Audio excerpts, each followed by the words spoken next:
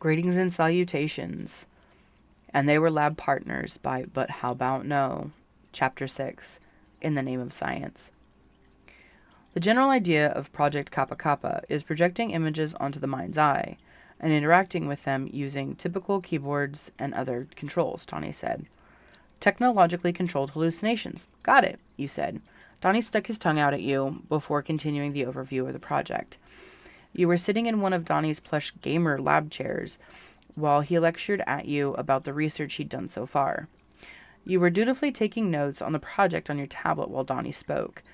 If you were going to do this with him, you were going to be well prepared. You already had a few dozen tabs open on your laptop from a late-night research rabbit hole on the topic. New projects, especially ones not regarding your own prosthetic, were just exciting. And this, Donnie lifted a large sheet of paper up off the wall and started gesturing to the diagram beneath, is the current focus of Project Kappa Kappa. It will be exceedingly difficult taking a direct route to tapping into the brain, so we're going to do what scientists do best. Drink chemicals and write down what happens. Donnie shot out a metal arm to flick you in the head, but you dodged it. And you wonder why I bemoan your major, Donnie said, shaking his head. No, we're going to reverse engineer the systems that are already present. If we can find a way to display a person's thoughts onto a monitor, I'm confident we can backtrack through the process to display the monitor into a person's thoughts. You chewed at your lip and thought, how much dissecting is this process going to take? That's the beauty of it, Donnie said with a huge grin. No dissecting necessary. I've already built a device, the neural sweeper, that we'll use to map out the brain to be able to quote-unquote hook up the program using non-invasive electrical impulses. Donnie pulled down a projector screen seemingly out of nowhere, out of the wall, and tapped on his tech gauntlet to boot up the display. He started to sort through his blueprints as he explained how the process would pan out. You nodded along, recognizing some of the theory from your classes. That's going to be a very specific brain map. You'll be the only one able to use PKK, you said. You'd need an insane database of brain scans to make it general use.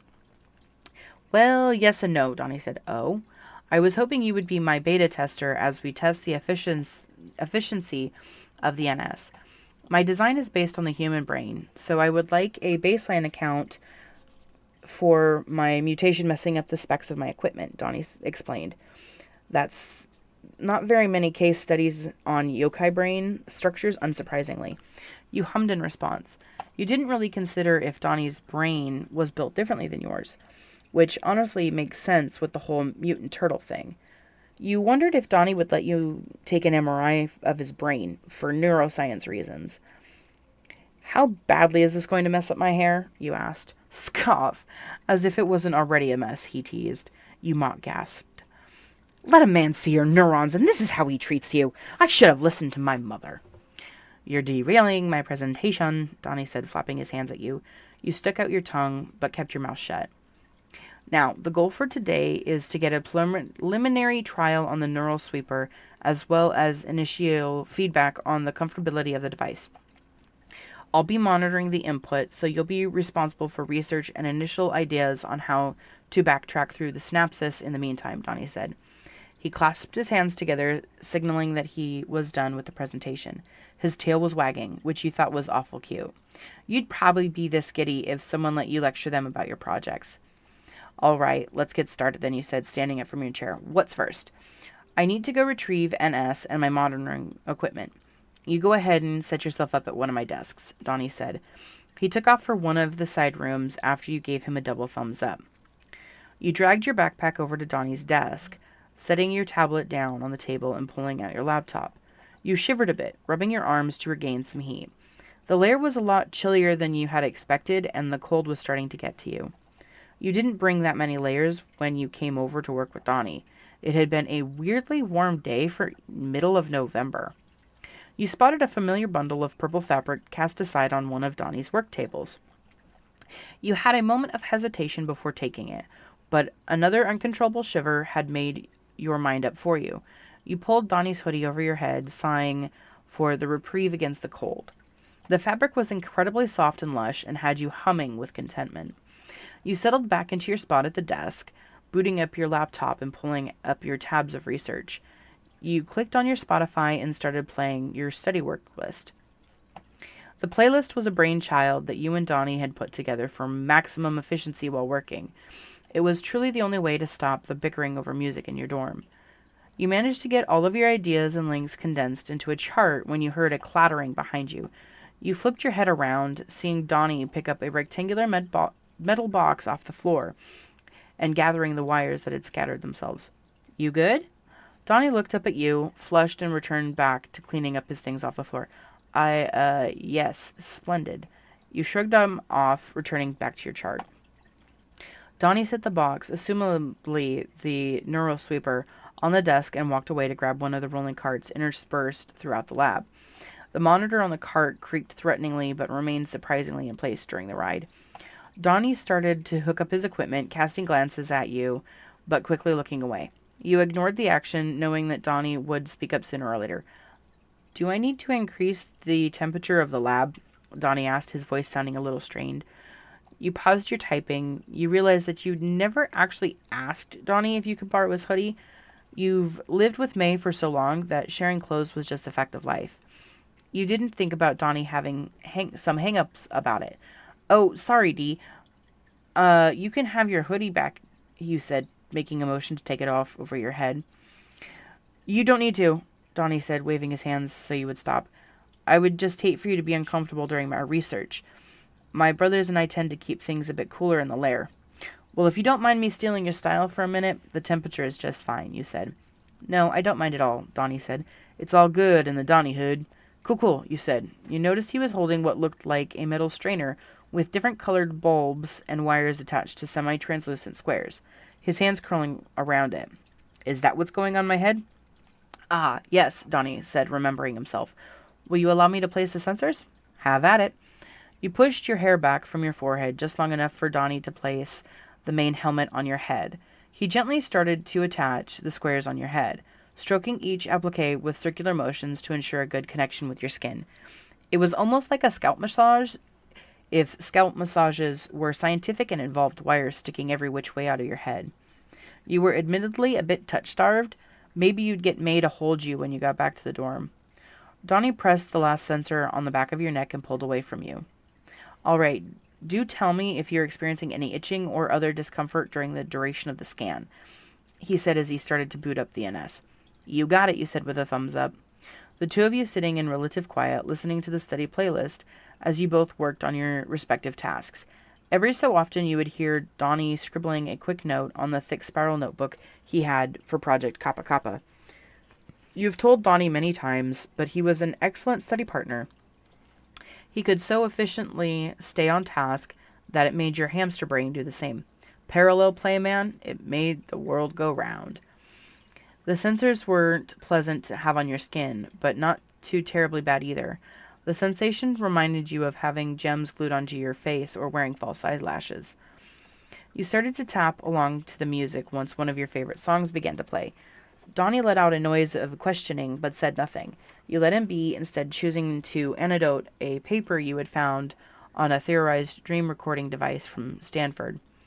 Donnie was certainly not the first person who wanted to be able to project thoughts onto a screen, but he seemingly was the first that wanted to do the opposite.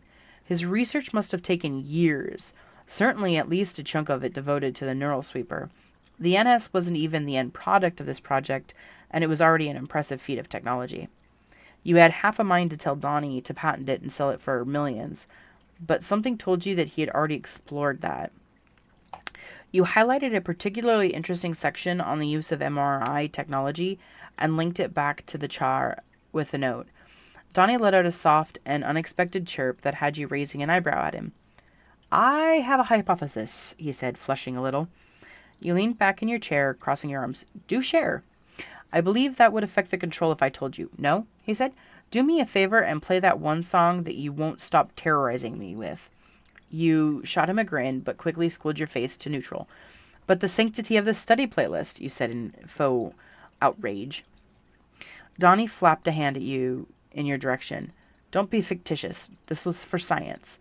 You shrugged, pulling up your playlist and obeying Donnie's instructions. He turned his attention away from you and back to the monitor. He put a hand to his chin, stared intently at the screen, humming in thought.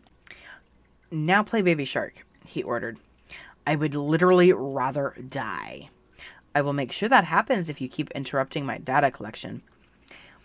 Donnie snarked back. You groaned, but was compliant with his request. You felt yourself becoming immediately irritated with the first notes of the song. "May's going to judge my listening activity, and it's your fault," you whined at Donnie.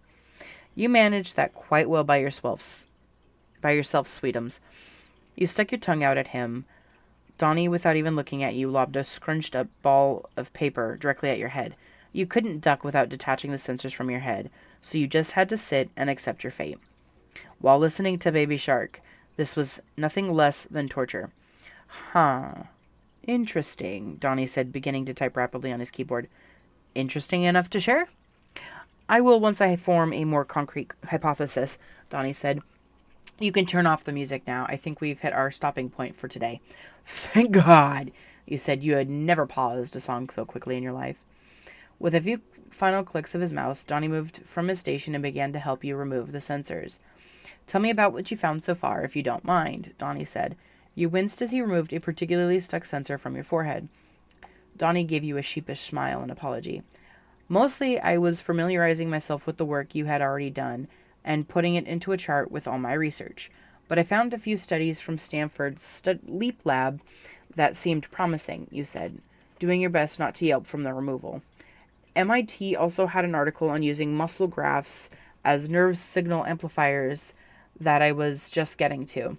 It looks like they were trying to imitate some of the crank tech, but apparently broadens the amount of control they were able to get out of the prosthetics."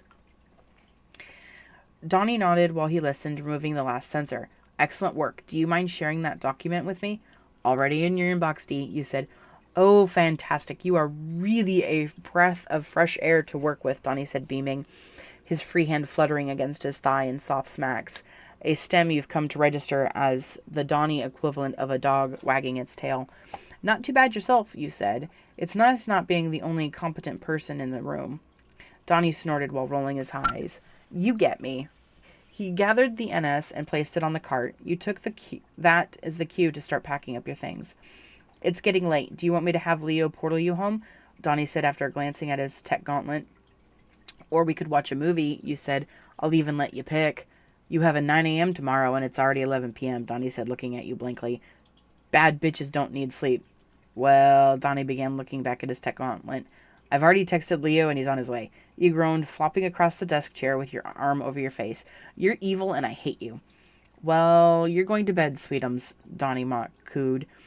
"I'll consider next time if you manage to sleep more than an average of 6 hours per night this week." "Stalking my wellness apps? That's a new low, Dee Dee," you said. You were practically hanging off your chair at this point. Donnie took advantage of the strange weight distribution to knock the chair over with a single kick. You fell to the ground with a thud. "No, you're at a new low," Donnie said as he stood over you. You blew a strand of hair out of your face, looking up at him with a scowl. In one quick move, you had taken Donnie's legs out from under him and had a palm to the back of his head, pushing his face into the floor. "I think we should know better about picking fights, darling," you cooed in his ear. His robot arms sprouted from his back and were about to make their attack as Leo interrupted the two of you. "Should I be concerned about how quickly you sent Donnie to the floor?" Leo said from the doorway. "Only if you feel like testing me, Leonardo," you said. Leo walked over and offered you a hand up. You patted Donnie's head before accepting. Donnie growled a little in annoyance, causing you to laugh. "Noted," he said. "Did you get a chance to listen to that playlist I sent you?" You brushed some lab detritus off your clothes. "Ooh, yes, I quite liked the hair bands." Leo wiggled excitedly and started talking about a documentary he had watched recently about the musical progress of punk to glam rock. You nodded as Leo talked, but noticed Donnie still on the floor. He seemed quite content, to be honest, and was scrolling through his phone. "Friday, D?" you said, turning back around just for a second before you let Leo's chatter take over your full attention. Donnie shot you a quick smile before turning back to his phone. "Obs." You gave Donnie a wide grin and turned back to listen to Leo's glam rock favorite of the week. The two of you walking out of the lab doors together. Beginning of text messages.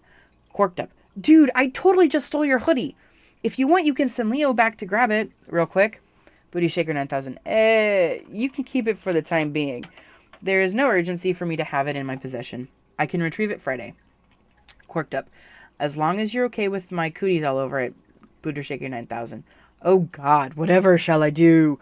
Unprecedented exposure to nerd germs is the one leading cause of turtle deaths. Quirked Up. I resent that label. Booty Shaker 9000. I resent your face. Go to bed, dum-dum. Ugh, fine. Dad. Booty Shaker 9000. Smiley face. You weren't going to sleep in his hoodie. That's not what friends do. That's not what you were going to do. But you were bone tired, climbing into your bed, and it was soft. You found yourself wrapped in Donnie's smell in the morning anyway. Incredibly luxe, blushing and confused about the whole thing. End of chapter 6. Thank you for listening, and I will have a link in the description to the original story. I would like to say thank you to But How About No for letting me do this. Have a good day.